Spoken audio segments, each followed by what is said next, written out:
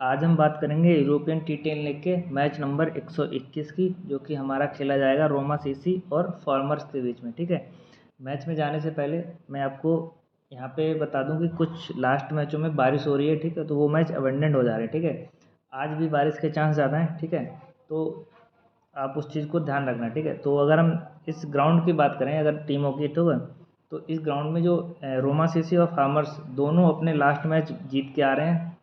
Roma CC ने last 5 match जीते हुए हैं। ठीक है, और फार्मर्स ने लास्ट के 4 मैच जीते हुए हैं। ठीक है, अगर हम इस वेन्यू की बात करें तो जो फार्मर्स है उसका विनिंग परसेंट है यहाँ पे 100% है। ठीक है, और रोमा सीसी का यहाँ पे विनिंग परसेंट 70% है। ठीक है, अगर हम विकेट्स की बात करें तो यहाँ पे पेसर ने 31 विकेट लिए हैं। ठीक है, और स्पिन ने सिर्फ 7 विकेट लिए हुए हैं। ठीक है, और इस पिच में हाईएस्ट स्कोर जो रहा है वो हमारा 155 रहा है। ठीक है, और एवरेज स्कोर अगर देखा जाए तो वो हमारा 102 रहा है। ठीक है, आगे बढ़ने से पहले मैं आपको इस वीडियो में बताऊंगा कौन कौन से प्लेयर रिसेंट अभी खेल रहे हैं। ठीक है, और कौन से प्लेयर अभी रिसेंट फॉर्म में है। ठीक है, और उनकी परफॉर्मेंस कैसी चल रही है टी10 में। ठीक है, जो भी डिटेल है मैं आपको सारी शेयर करूंगा। ठीक है, वीडियो में आगे बढ़ने से पहले चैनल को सब्सक्राइब करें। ठीक है, और ज़्यादा से ज़्यादा शेयर करें।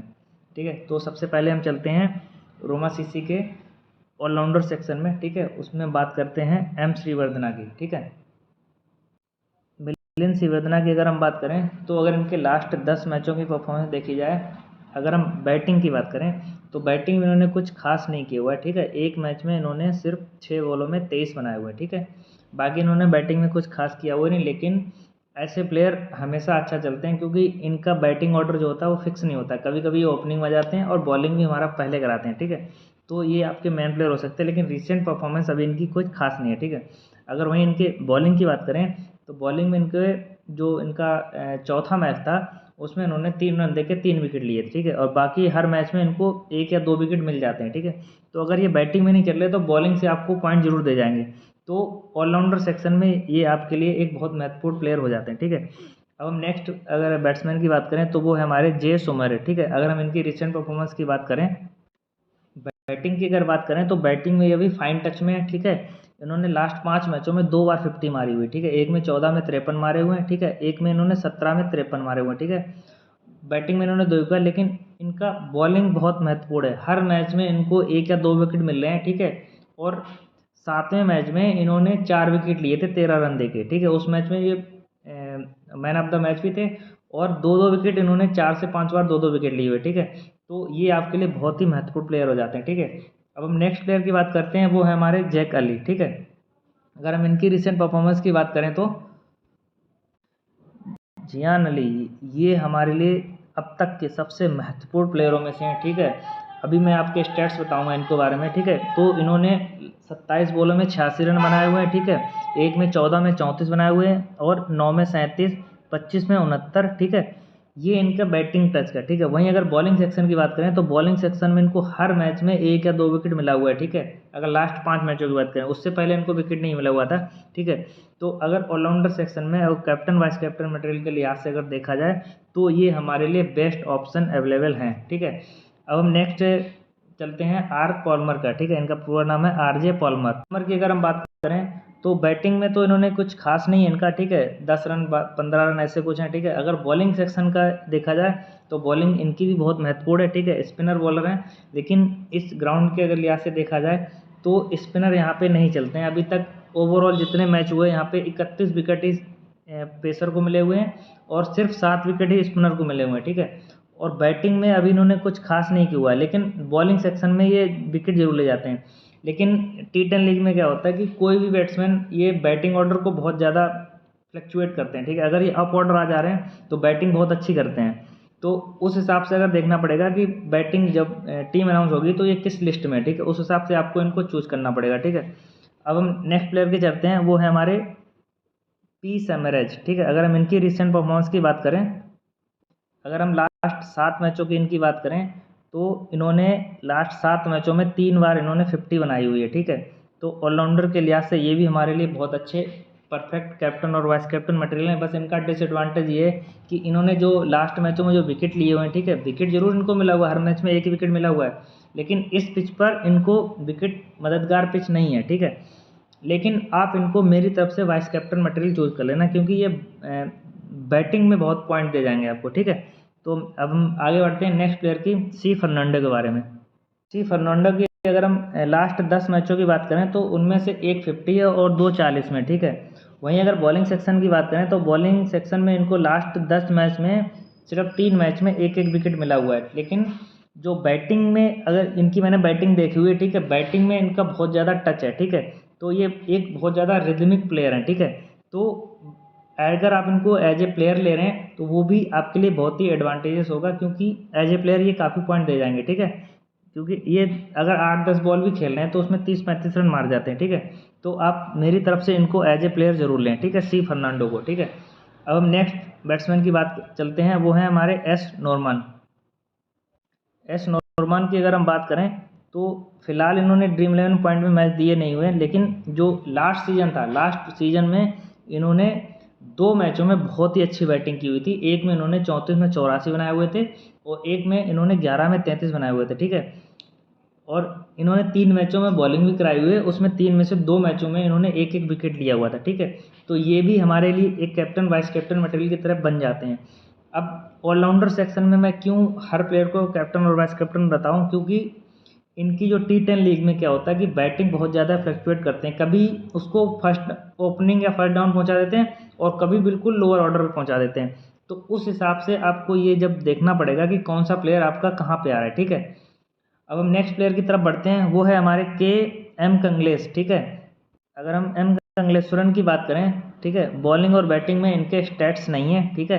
तो इनके बारे में मैं आपको नहीं बता सकता, क्योंकि इनके स्टैट्स अवेलेबल नहीं है। हो सकता है इन्होंने मैच भी ना खेला हो, और अगर ये स्पिन बॉलिंग कराते हैं तो आप इनको छोड़ सकते हैं, ठीक है। अब हम चलते हैं बैटिंग सेक्शन की तरफ। बैटिंग सेक्शन में हम सबसे पहले बात करेंगे जैक मार्क ट्राइब की, ठीक है। अगर इनकी रिसेंट परफॉर्मेंस देखी जाए तो इन्होंने लास्ट के 3 मैचों में नॉट आउट गए हुए हैं, ठीक है। एक में उन्होंने 11 में 29 रन बनाए हुए थे, एक में 11 में 35 और एक में 13 में 48 रन बनाए हुए थे, ठीक है। उससे पहले इन्होंने एक मैच में 22 बॉलों में 36 रन बनाए हुए थे, ठीक है। तो ये इनका बैटिंग सेक्शन की बात हुई। अगर वहीं बॉलिंग सेक्शन की बात करें तो ये बॉलिंग भी कराते हैं बीच बीच में, ठीक है। इनको लास्ट जो सेकेंड लास्ट मैच था उसमें इनको 3 विकेट भी मिले हुए थे, ठीक है। तो T10 लीग में आप ये मत सोचना कि कोई बैट्समैन है तो वो बॉलिंग नहीं कराएगा, यहाँ पे कुछ भी हो सकता है, ठीक है। तो आप उस लिहाज से टीम को देख देख के कॉम्बिनेशन बनाएं, ठीक है, कि टीम को ज़्यादातर ये उसी ऑर्डर पे जो लाइनअप जब अनाउंस करते हैं तो उसके अकॉर्डिंग ही करते हैं, ठीक है। तो उस हिसाब से आप इनको देख लेना, ठीक है। अब हम नेक्स्ट बैटिंग में चलते हैं, वो है हमारे डी महाराज। डी महाराज की अगर हम लास्ट परफॉर्मेंस देखें तो इन्होंने एक मैच में 12 में 26 बनाए हुए थे, ठीक है। एक में 0 पे आउट हो गए थे, एक में 13 में 31, ठीक है। और एक मैच में इन्होंने 21 बॉल पे 49 बनाए हुए थे, ठीक है। वहीं अगर इनके बॉलिंग की बात करें तो बॉलिंग में इन्होंने लास्ट मैच में 2 विकेट लिए हुए थे। बाकी अगर हम लास्ट 10 मैच की बात करें तो 10 में से 5 में इनको एक एक विकेट मिल जाता है, ठीक है। अब हम चलते हैं नेक्स्ट बैट्समैन की तरफ, वो है हमारे आर अहमद, ठीक है। आर अहमद की अगर हम बैटिंग सेक्शन की बात करें तो बैटिंग में इन्होंने एक मैच में 12 में 42 बनाए हुए, ठीक है। और बाकी एक मैच में इन्होंने 16 बॉल पे 50 रन बनाए हुए थे, वो हमारा था आर के अगेंस्ट में, ठीक है। वहीं अगर हम बॉलिंग की बात करें तो बॉलिंग में इन्होंने लास्ट 10 मैचों की बात करें तो 10 मैच इनको 2 मैचों में एक विकेट मिला हुआ और एक मैच में इन्होंने 2 विकेट लिए हुए, ठीक है। अब हम नेक्स्ट बैट्समैन की तरफ बढ़ते हैं, वो हमारे हैं क्रिस्टियन परचेस, ठीक है। अगर क्रिस्टियन परचेस की बैटिंग के बारे में बात करें तो लास्ट 5 मैच की इनके बैटिंग स्टेट्स अवेलेबल हैं, उसमें उन्होंने कुछ खास नहीं कर पाया था। बस एक मैच में उन्होंने 11 बॉल में 28 रन बनाए हुए थे, ठीक है।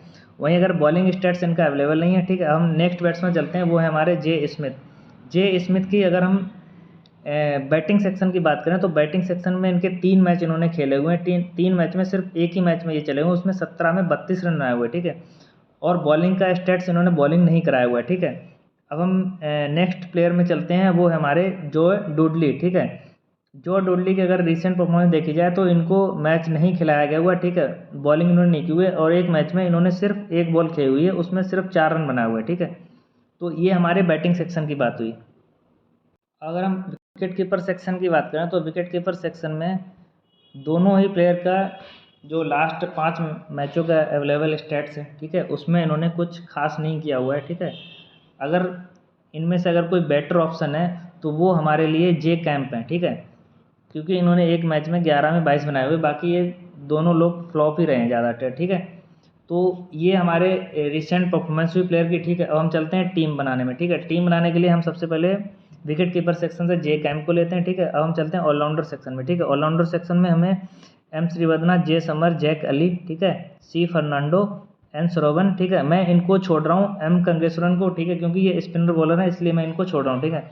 वहीं अगर बॉलिंग सेक्शन में बात करें तो बॉलिंग सेक्शन में मैं बी खान को लूँगा, ठीक है, और ए नाथन को, ठीक है। और बैट्समैन में मैं जे एम ट्राइब को लूँगा, ठीक है, ठीक है। ये हमारे हुए, ठीक है।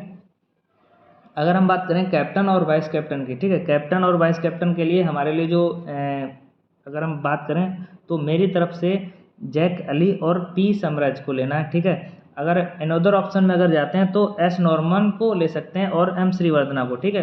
तो ये हमारी टीम हुई, ठीक है। और जब आप टॉस हो जाए तो इसमें से देख लेना कौन सा प्लेयर आपका खेल रहा है, उस हिसाब से आप उसको चेंज कर लेना। ये मैंने जो आपको बताया वो रिसेंट स्टैट्स के हिसाब से आपको हर प्लेयर की परफॉर्मेंस बता दी है, ठीक है। Thanks for watching.